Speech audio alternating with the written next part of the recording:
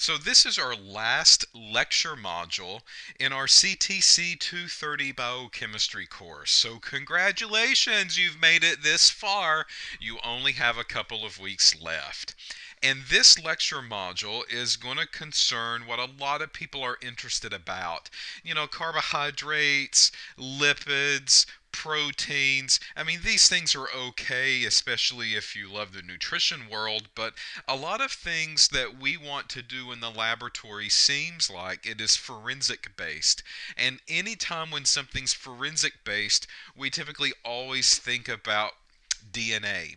And that's what this lecture module is going to concern itself with. It is our DNA lecture, finally, that you're getting in the last couple of weeks of the class.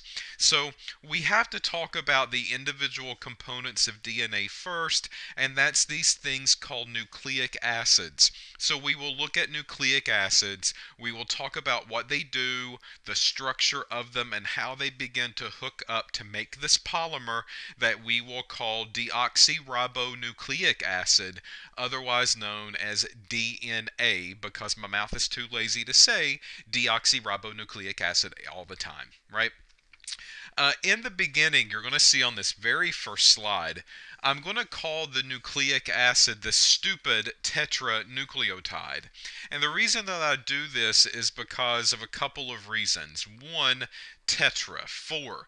So we're going to be looking at four nucleotides that really play a part, an integral role in the DNA makeup of myself and the DNA makeup of you and the DNA makeup of your neighbor.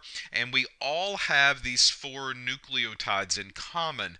They just really come to us in a different order sometimes.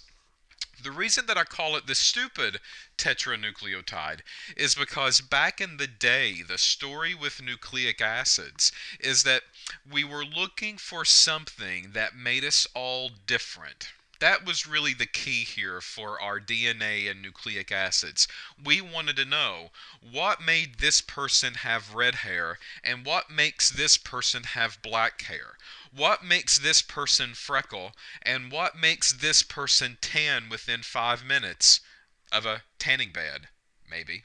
So we were all common, but at the same time, there were things inside of us, our makeup, our genetic makeup, that really starts to play an issue with some of the science back in the day. And we were looking at all of these variations that could happen: your height, your eye color, your skin color, your hair color, all of your genes, your physical makeup. What made you you? And we took a look at what was on the playing table. And what was known at the time were sugars, carbohydrates. We also knew about lipids, which were fats. And we also knew about amino acids and proteins. And we also knew about nucleic acids at the time as well. The issue is that at first glance, if we look at all of these variations that begin to happen and how no two people are really alike, we begin to look at the family of compounds that could give us that number of possibilities. And the go-to family at that time was proteins.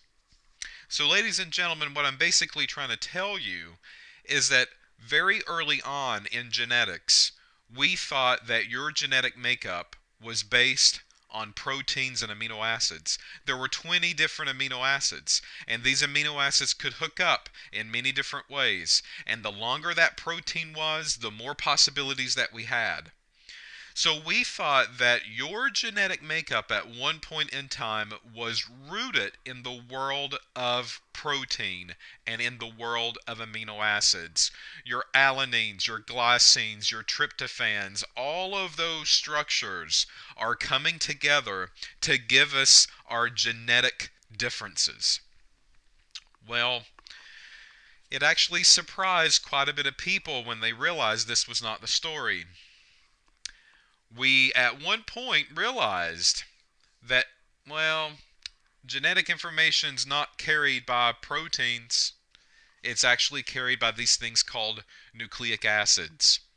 and this polymer of nucleic acids. And you know what? What surprised us even more is that there were only 4 of them. Amino acids, there were 20 possibilities that could hook up. In the DNA world, there's really only 4. 4 measly nucleotides. 4. And that is enough to make us all completely different. So those are the types of things that we are going to be looking at in this module. We're going to be looking at the structure of the nucleic acid, the structure of these nucleotides, talk about the differences between them, and then talk about how they hook up to make these things called DNA strands. And then we're going to talk about how the DNA then communicates, because everything that we've learned up to this point, the sugars, everything that we've learned in the world of lipids, everything that we've learned in the world of proteins and amino acids, it's all going to come back. In the words of Celine Dion, it's all coming back to me now. And that's exactly what's going to happen, and that's why we like to end this course with the nucleic acids. And that's because with the nucleic acids, it really sums up all of these separate lecture topics that we have discussed throughout the semester. And it brings them all back under one roof, because nucleic acid has a role in every single one of these. So in the next video, we're going to start taking a look at the history of nucleic acid. We're going to start looking at some of the people that were really the proponents of nucleic acid discovery. And then we will kind of go in baby steps from that point on. So stay tuned. There's more to the story, a lot more to the story of nucleic acids. And hopefully, and it seems to be in the past, that this lecture module will be the one that you enjoy the best. And that's because you can relate to it a little bit better than some of the others.